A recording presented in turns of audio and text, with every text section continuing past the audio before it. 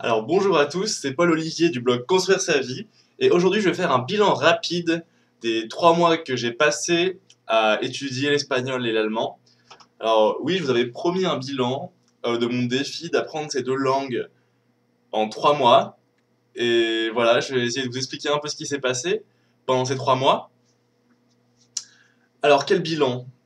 Alors je dois dire que j'ai pas réellement réussi mon défi.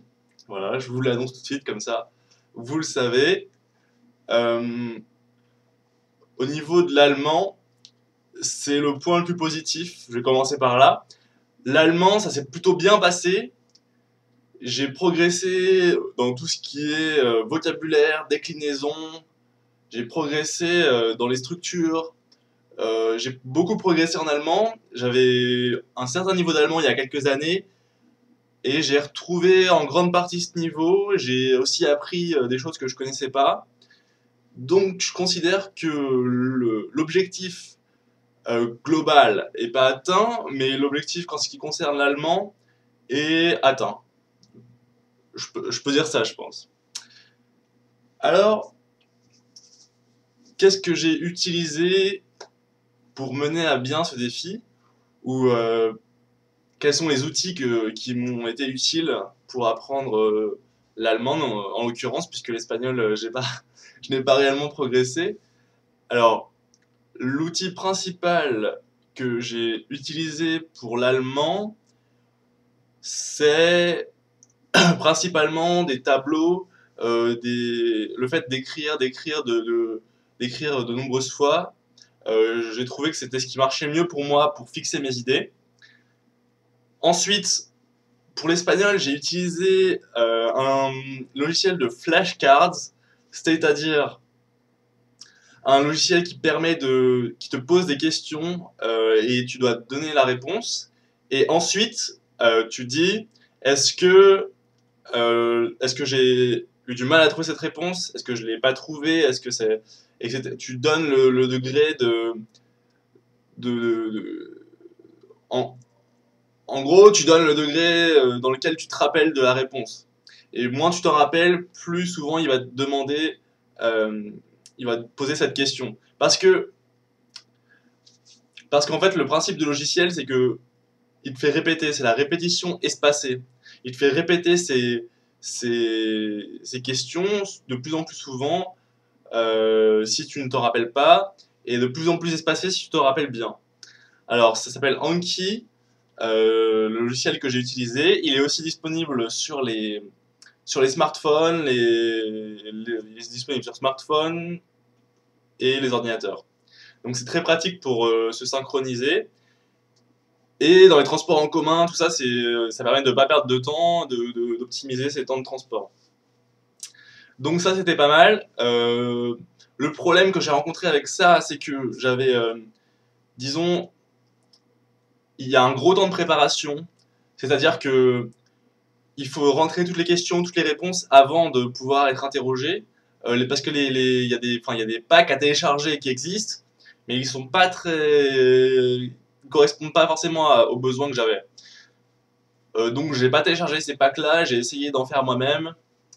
Voilà, ce qui a fait que c'était une des plus grosses barrières que j'ai rencontrées pendant ce défi, parce que ça prend énormément de temps et voilà, comme j'ai plein d'objectifs et de projets en même temps, ça a été un peu le projet de trop quoi. Donc j'ai pas pris le temps et j'ai pas eu l'énergie de créer ce paquet de cartes pour apprendre l'espagnol. Euh, Ensuite, je voulais vous parler des raisons de cet échec. Alors, principalement, comme j'ai dit, je n'ai pas eu le temps et l'énergie nécessaires euh, pour me consacrer suffisamment à ce projet parce que j'avais plein de projets en même temps et voilà, c'était pas le projet qui me tenait le plus à cœur. Et ça, c'est la deuxième raison pour laquelle ça n'a pas bien marché, c'est que il faut une vraie motivation, un vrai objectif qui vous tient vraiment à cœur. Sinon, vous avez très peu de chances, dans le cas d'un objectif un peu ambitieux, de le mener à bien. Dès qu'il y aura des difficultés, vous allez abandonner, comme ça a été mon cas, parce que voilà, vous n'avez pas la motivation nécessaire pour aller au bout de ce projet.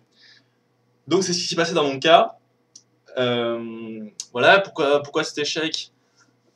Parce que, voilà, comme je l'ai dit, beaucoup trop de temps de préparation et trop de projets menés de front, voilà.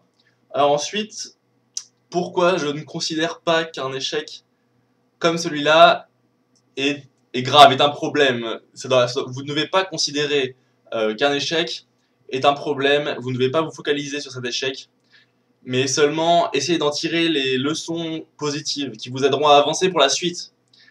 Alors, qu'est-ce que j'en ai tiré de ce défi? Alors, premièrement,